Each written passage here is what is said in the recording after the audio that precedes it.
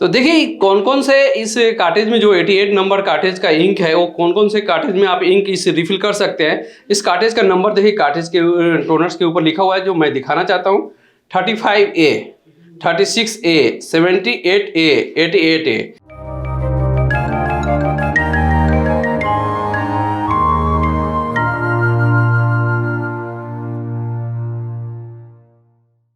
Hello friends, तो आपको Multitech के यूट्यूब चैनल में आपको स्वागत है।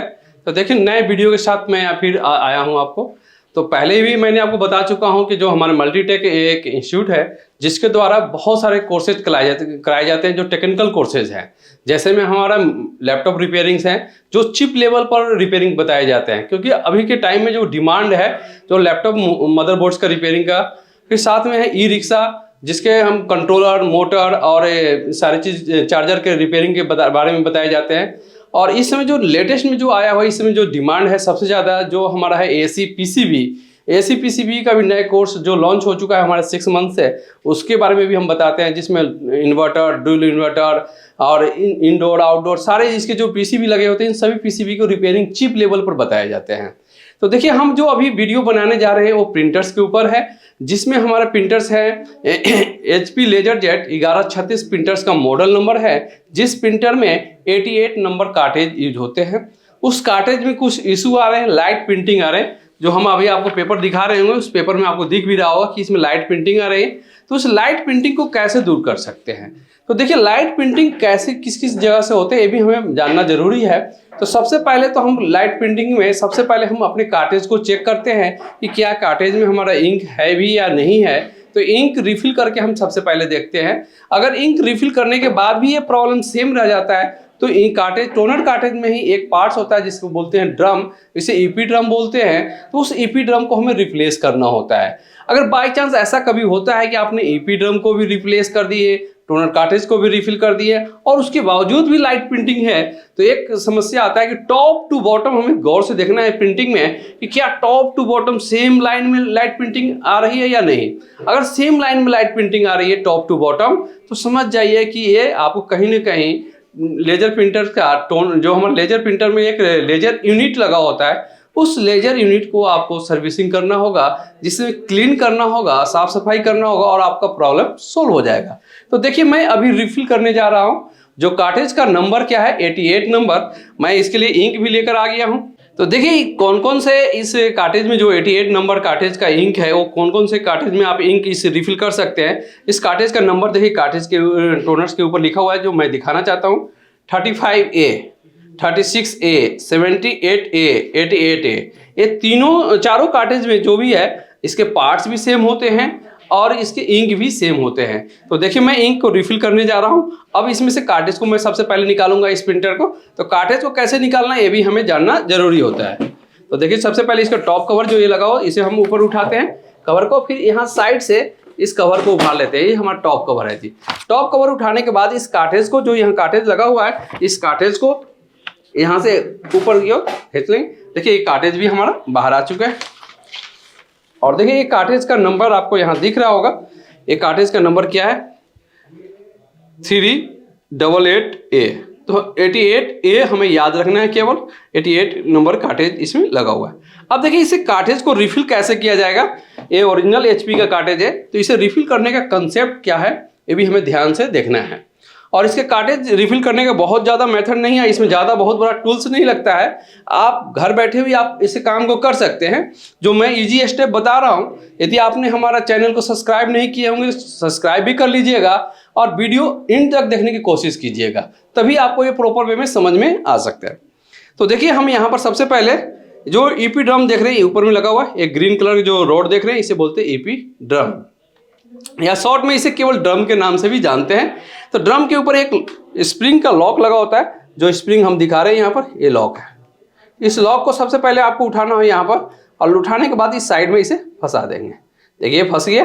फंसने के बाद मैग्नेटिक स्क्रू ड्राइवर लेंगे। मैग्नेटिक स्क्रू ड्राइवर से यहाँ पर जो लगे हुए स्क्रू है इस स्क्रू को खोल लेते हैं और खोलने के बाद इस कवर को हम बाहर निकाल लेते हैं और इसे 2 भागों में डिवाइड कर लेते हैं। ये हमारा ड्रम है, इस ड्रम को हम बाहर निकाल लिए।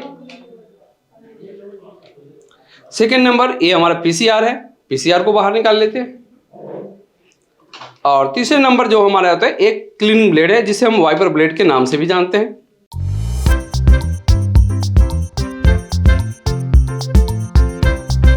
होने के बाद अब हम यहाँ से ये जो हमारा क्लीनिंग ब्लेड है, इस ब्लेड को हम बाहर निकाल लेते हैं।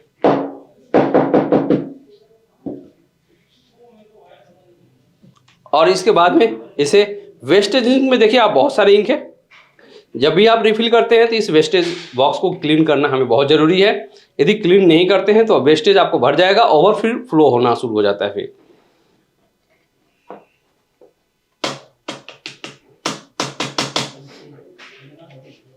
करने के बाद अब हम यहाँ पर क्या करेंगे, फिर से जो हमारा क्लीनिंग ब्लेड है उसे क्लीनिंग ब्लेड को यहाँ पर लगा देते हैं और इसके दोनों साइड के स्क्रू को भी टाइट कर देंगे साथ में।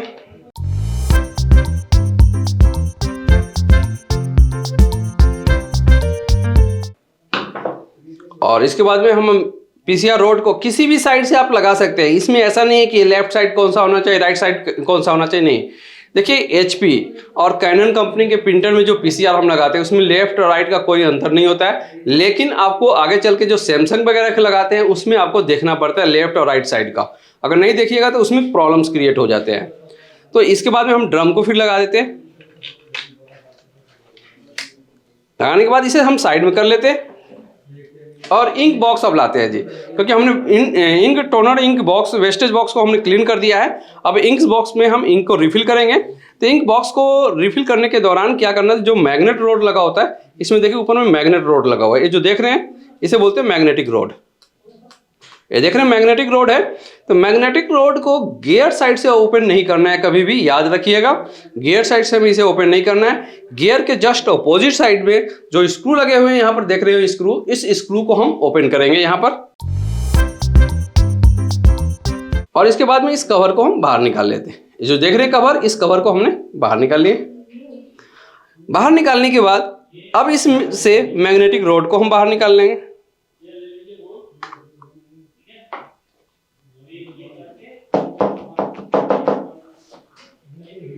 अब इसमें मैग्नेटिक रोड निकालने के बाद इंक बॉक्स में इसमें इंक को हम रिफिल करेंगे। जब भी हम इंक को रिफिल करेंगे तो सबसे पहले इंक को सक्स करें, थोड़ा सा हिला लेते हैं, क्योंकि इसमें मैग्नेटिक इंक होता है वो जमा हुआ होता है नीचे, इसे हिलाना जरूरी है। बहुत लोग नहीं हिलाते हैं, आप जबरदस्ती डाल देते हैं, डालेगा। डालने के दौरान क्या होता है, इंक बाहर आपको आ जाएगा जी। और एक चीज ये भी आपको ध्यान रखना है, जो 12A का कार्टेज होता है, एक 88 नंबर है, जो 35 नंबर है या 36 नंबर है, सभी का इंक अलग अलग होते हैं। जो मैंने अभी कार्टेज का नंबर बताया 35A, 85A, 78A या 36A या 88, ये सभी का कार्टेज का पार्ट्स भी सेम होते हैं और इंक भी सेम होते हैं। देखिए बिल्कुल सील पैक इंक का डब्बा है। अब हमने इसे ओपन किया, करने के बाद इसे इंक बॉक्स में यहाँ पर सामने रखेंगे और इसे आराम से इसे रिफिल कर देंगे। देखिए आराम से हम इंक रिफिल कर रहे हैं। ये देख रहे हैं, ये इंक के पूरे डब्बे इसी में आ जाएगी। 70 ग्राम 80 ग्राम के इंक होते हैं, ये सारे इंक आ जाएंगे इसी में। और इस गियर साइड से थोड़ी सी इसे घुमा भी देंगे, जिससे क्या होता है, इसके अंदर के जो ब्लेड लगे होते हैं वो रोटेट कर लेता है और इंक के जो स्पेस खाली हो जाता है। मैंने आपके सामने ही बोला था अभी कि पूरे इंक के बोतल देखिए खाली हो जाएंगे।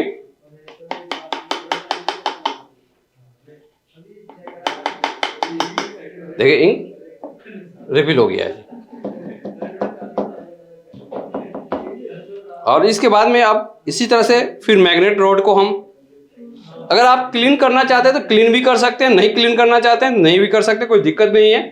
यदि इस पर ज़्यादा वेस्टेज लगा हुआ है तो आपको क्लीन करना जरूरी है, लेकिन ऐसे इसमें दिख रहा है कि वेस्टेज ज़्यादा है नहीं, तो उसी तरह से हम जो मैग्नेटिक रोड है, इस मैग्नेटिक रोड को इस जगह पर ऐसे मैंने रखा पोजीशन में और इस गियर से गियर मिला देते हैं और इसे रोटेट कराते हैं। देखिए सारे इंक कहाँ चला जाएगा अंदर। कहीं पर भी इंक अगर उभरा हुआ दिखता है उसे थोड़ा सा साफ कर देंगे। अब इसके बाद में हम इस कवर को यहाँ पर लगा देते हैं, जिस कवर से स्क्रू को हमने ओपन किया था, और इस स्क्रू को यहाँ पर टाइट कर देंगे जी। तो देखिए एक टोनर कार्ट्रिज को रिफिल करने में कौन कौन से पार्ट्स को ओपन करना पड़ा था वो भी मैं एक बार दोबारा रिपीट कर देना चाहता हूँ। सबसे पहले हमने ईपी ड्रम को बाहर किए थे, सेकंड नंबर पीसीआर, तीसरे नंबर पर क्लीनिंग ब्लेड जिसे हम वाइपर ब्लेड भी बोलते हैं, और चौथे नंबर पर हम जो होते हैं इंक बॉक्स के सामने लगा होता है जहाँ पर इंक रिफिल करते हैं, वो मैग्नेटिक रोड होता है जी। और ये डॉक्टर ब्लेड को हमें निकालने की जरूरत होती नहीं कभी। जब अगर इस पर लाइनिंग सी देखेंगे, यहाँ पर देखिए एक भी लाइनिंग नहीं दिख रही है, इसका मतलब डॉक्टर ब्लेड आपको बिल्कुल ओके है, अभी ओपन करने की कोई ज़रूरत नहीं है।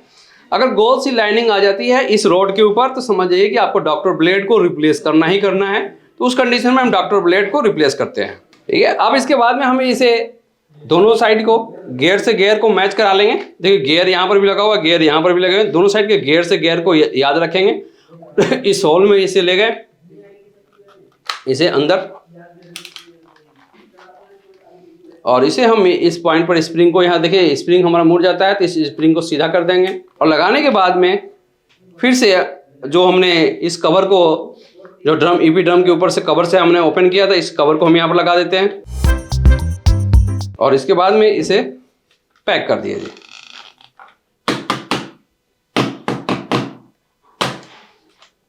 और इसके बाद में अब इस एक स्क्रू जो हमारा लगा हुआ है, इस स्क्रू को भी यहाँ पर टाइट कर देते हैं। और एक कार्ट्रिज रिफिलिंग करने के दौरान आपको ज़्यादा टूल्स की ज़रूरत नहीं होती है। एक सबसे पहले एक नोज प्लायर हम रखते हैं अपने पास में, एक मैग्नेटिक स्क्रू ड्राइवर और एक पतली सी एलाइनर। ये तीन चीज़ आपके पास होनी चाहिए। आप कोई भी कार्ट्रिज को रिफिल ईजी वे में आप कर सकते हैं, क्योंकि बहुत ज़्यादा इसकी जुगाड़ करने की ज़रूरत नहीं होती है। और अब इसके बाद में हम इस कार्ट्रिज को इस जगह पर, इस पोजीशन में हम लगा देंगे यहाँ पर।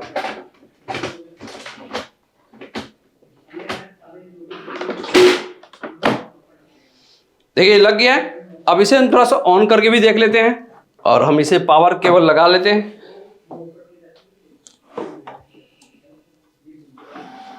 देखिए प्रिंटर हमारा इनिशियलाइज होना शुरू हो गया। अब कुछ देर में देखिए कि जो एलईडी लगी हुई है, ब्लिंक कर रही है, ये एलईडी कांस्टेंट ग्लो हो जाएगी।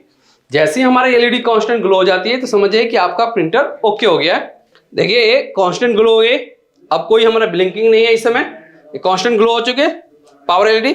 अब इसे हम कोई भी फोटो कॉपी के लिए हमने कॉपी को रख लेते हैं और इस स्विच जो हमारा फोटो कॉपी के लिए स्विच बना हुआ है, इस स्विच को प्रेस कर देते हैं।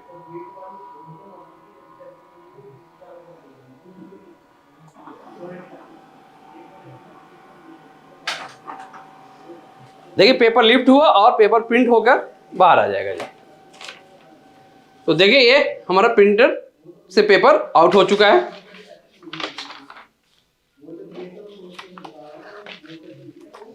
तो देख रहे हैं प्रिंटर में क्वालिटी का अंतर। अगर इससे भी बेटर क्वालिटी अगर हम चाहते हैं तो इसमें एक काम और भी कर सकते हैं, इसका ड्रम को भी रिप्लेस कर सकते हैं। इसके प्रिंटिंग क्वालिटी में और भी इंप्रूवमेंट कर सकते हैं, जैसे हमने ईपी ड्रम को, क्योंकि हमारा जो इमेज क्रिएट होता है वो ड्रम के ऊपर इमेज क्रिएट होता है। तो हम ड्रम को अगर हम चेंज कर देते हैं तो हमारा इसमें जो प्रिंटिंग क्वालिटी बेटर हो सकता है। लेकिन हमें ड्रम चेंज नहीं अभी कर रहे हैं तो हमारा सेम जो आ रहा है प्रिंटिंग क्वालिटी इंप्रूव हो चुका है, लेकिन बेटर और भी अच्छा करना चाहते हैं तो हम ड्रम चेंज करना अति आवश्यक है। ड्रम रिप्लेस करने के जो चार्ज होता है, मार्केट से जब हम ड्रम खरीदते हैं तो बहुत ही कम लो प्राइस में मिलता है, 60 से 70 रुपये में हमें ड्रम मिल जाता है जी। लेकिन रिप्लेस करते हैं जहाँ पर भी, उसका जो चार्ज हम लेते हैं कम से कम 250 से 300 रुपये लेते हैं। इसलिए कम पैसे में बचत अच्छा है, तो रिफिलिंग का काम भी बहुत ही बेटर है। और इस समय जितने भी आप कॉर्पोरेट ऑफिस में जाइएगा तो हर जगह पर प्रिंटर आपको देखने को मिल जाता है। प्रिंटिंग के काम बहुत ज़्यादा है, तो इसलिए आपको काम बहुत है इसमें, मार्केट में बहुत ज़्यादा इसका काम है, जो आपको दिन या रात कभी भी आपको काम ढूंढते हैं तो आपको प्रॉपर वे में काम मिल सकता है। ठीक है, तो जो ये क्वालिटी है जो आप देख रहे हैं प्रिंटिंग के, ठीक है। तो थैंक यू, धन्यवाद। अब नेक्स्ट वीडियो के साथ फिर मिलते हैं।